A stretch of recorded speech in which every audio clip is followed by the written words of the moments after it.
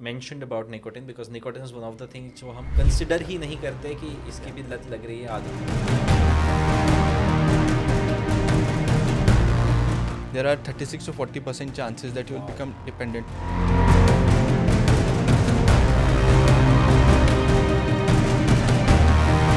For nicotine dependence, the first line is either NRT or Varenicline. Hello, I am Dr. Madhur Rathi. I am a consultant psychiatrist practicing in Noida. And I welcome you today for this podcast which is brought by the psychiatrist for the psychiatrist. With me today, I have a very special guest. He is Dr. Sidharth Sood. He is an addiction specialist. He has done his DM of addiction psychiatry from AIIMS, New Delhi. And today, I would like to ask some important question to Dr. Sidharth to understand some of the nuances of addiction psychiatry. Welcome, Dr. Sidharth. Hello, Dr. Madhur. Thanks a lot for inviting me. Yes. So you did your MBBS from MAMC Delhi, then you did your MD from IBAS, and then DM from AIIMS, right? So I would love to say that you must have seen so many de-addiction cases, you know, because we as psychiatrists, that's a part of our curriculum. But when you enter into a specialty, definitely the number increases multifold because that's what you work in. Now, when you're seeing these cases, there's one aspect of addiction psychiatry that I have always felt very intrigued about, which is that we treat different substances. So what are the different substances that you have seen people getting addicted to? So that's a great question, Madhur. Working at AIIMS, NDDTC Nodal Center. So I've had exposure to everything, starting from as simple as alcohol, opioids, cannabis, hallucinogens, and definitely the most common substance, nicotine in various forms. So whatever we do read in theory, so fortunately I've had the exposure and I've seen all the cases during my DM training. Right. So it's great that you mentioned about nicotine because nicotine is one of the things जो हम consider ही नहीं करते कि इसकी भी लत लग रही है, आदत लग रही है, because we predominantly talk about cocaine, cannabis and alcohol only. So let me ask you a few questions around nicotine dependence. So nicotine dependence के जो patients होते हैं, how frequently do they come to you कि हमें sir बंद करना है? Yeah. So it's very interesting. So with respect to nicotine, it is not seen as an addiction by most of the people. Yeah. And even with respect to doctors, there is this therapeutic nihilism with respect to nicotine. Ki, why treat nicotine? It cannot be treated. While it is not so. And patients also mostly, to be honest, come when they are either brought by family or referred by other specialties like ENT, pulmonary department or cardio department and so on. So honestly, very few patients by themselves would come, ki I want to quit nicotine. I am dependent because first of all, it's very under-recognized that there is something, nicotine can be a dependence or it can be harmful. Yeah. Because I think it's a part of our social fabric that people see कि ये तो बचपन से होता आ रहा है, मतलब आप तंबाकू खा रहे हो या गुटखा खा रहे हो या smoking, bidi, and it is being used in different forms always. So while growing up, people see that as something which is very common, which is not seen as something taboo, which is not seen as something which is, out of their daily routine. People have, you must have seen a lot of cases. I have seen a few cases where they're like, जब तक सुबह उठ के smoke नहीं करते, तब तक हमको, motions नहीं होता है, right? So, as you mentioned, a lot of them come very late when there is no other option but to quit. Right? So, different specialties would refer them to you. What are the different strategies that you are using and how successful is the treatment for nicotine dependence? Yeah. So first of all, one thing that I want to mention is if you see, if you try any substance, there are chances that you can get dependent on it. Yeah. With respect to nicotine, it is as high as 36 to 40%. So even using it once, there are 36 to 40% chances that you will become dependent to it. And which is more than alcohol, opioids, cocaine, much more than that. Wow. Right? And this is something which is like very ingrained in our own culture. So very common. So, and to be honest, there are multiple ways of treating nicotine dependence.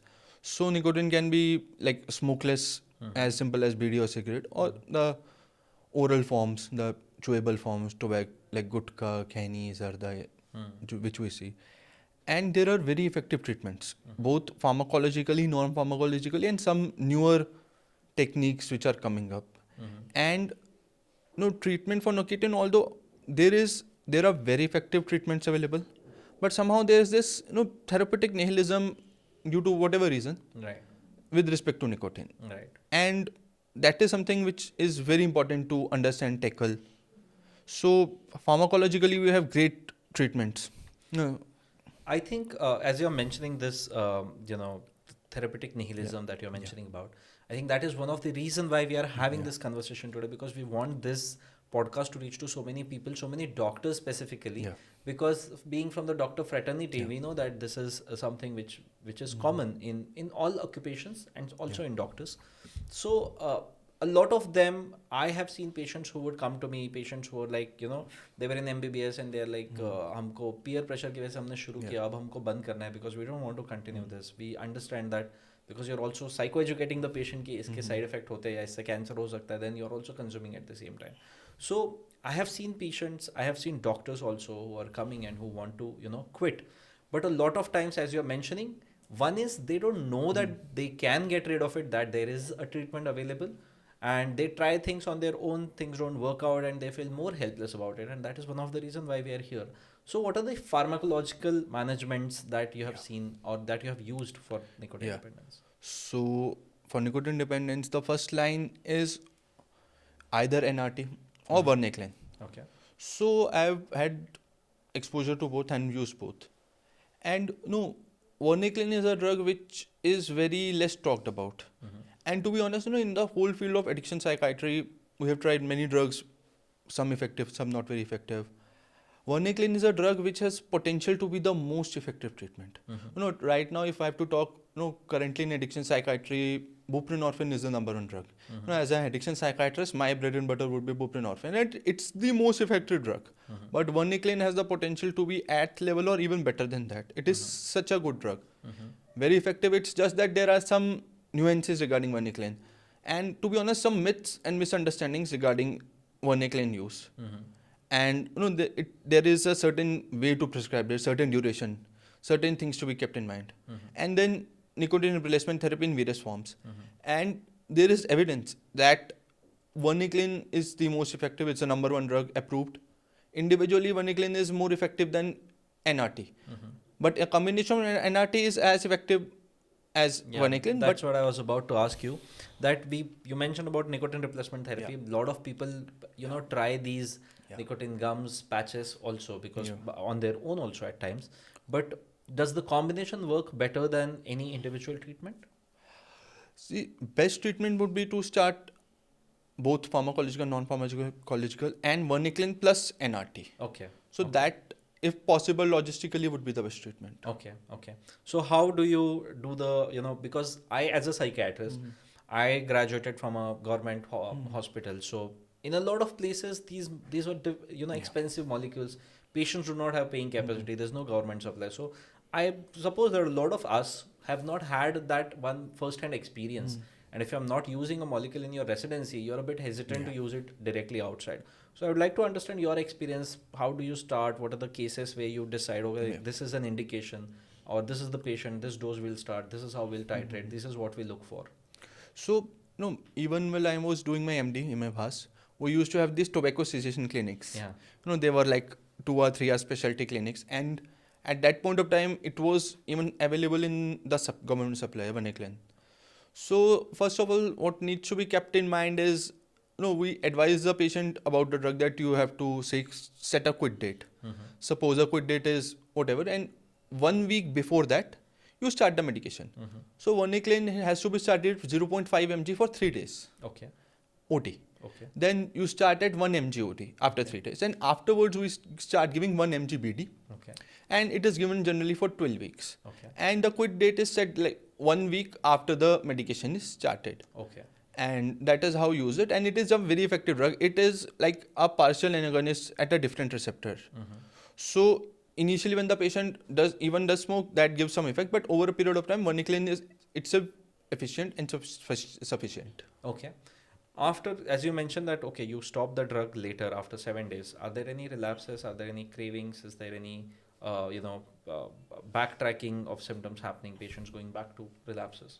See, as a rule, relapses are a part and parcel of treatment. Right. So we give generally for 12 weeks. And that we expect it will help to improve the quit rate. Okay. As such, the quit rate in tobacco smoking is very dismal. Okay. But that is improved to almost 40 to 50% at the end of 1 year. Okay. Okay. And which is a huge number. Definitely. In a country like India where tobacco is very rampantly being utilized, even though government is making so many regulations against it, because we understand addiction as neurobiological, that's not happening in your hands that you smoke and you take a cigarette and smoke. It's happening in your brain. So when we look at the disorder from a biological perspective, we devise better techniques to address it. And you also mentioned that pharmacological and non-pharmacological both measures have to be taken, right? What about other molecules like naltrexone, bupropion?